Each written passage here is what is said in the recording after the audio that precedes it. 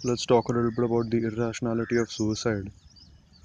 So, in light of the understanding and insight that we've been discussing over the last few videos, which is that the absolute truth is the sole reality, the absolute truth of consciousness is the sole reality, and that you are that sole reality, that each of us is that one reality appearing as our apparent differentiated, individuated, separate forms,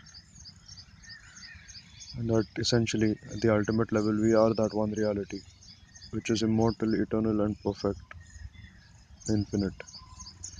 So, in light of this understanding, suicide becomes a ridiculous idea. Because when the sole truth, the sole reality is indestructible, how is suicide even possible? So, the very idea of the possibility of suicide is based in the belief in being this body and this mind. So, at the level of the belief in being the body and the mind, there is a possibility of the annihilation of the body and the mind, which is what we are seeking in suicide. But when you see that the body and the mind are just waves in the cosmic ocean, waves that arise temporarily out of the cosmic ocean and over time are reabsorbed into or fall back into the cosmic ocean, and that you are this cosmic ocean and temporarily the wave, and that this ocean is indestructible. Suicide is an impossibility. So, in wanting to destroy the body and the mind, you basically want to reabsorb this temporary wave of the body and the mind into the ocean of the cosmos.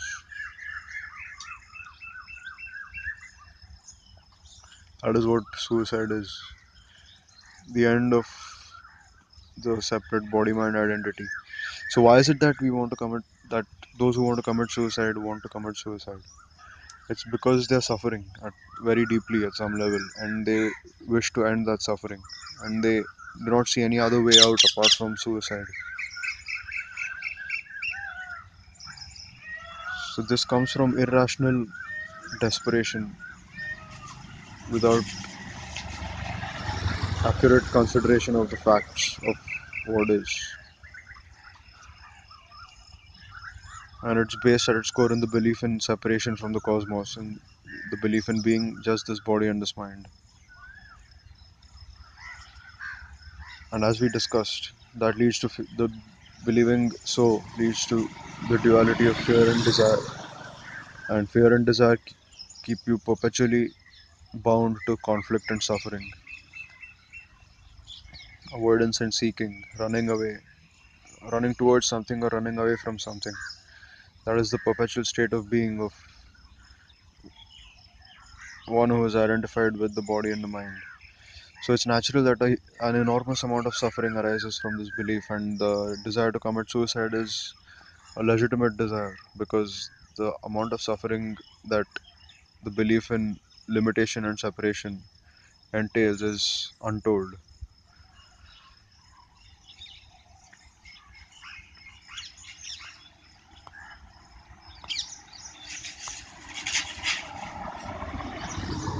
So, a better solution than suicide is to get enlightened, which is basically to, at the very least, reduce the degree of separation that you have imposed upon reality, the degree to which you believe yourself to be something separate from the cosmos.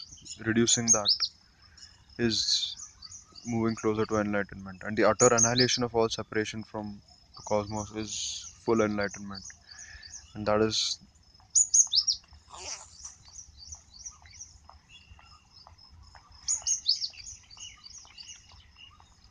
the end of fear and desire, and therefore the end of suffering, the end of separation and limitation and imperfection and finitude imposed upon the perfect, limitless, and infinite,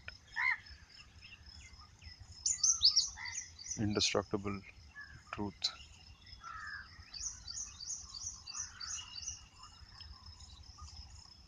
So we'll continue this discussion later.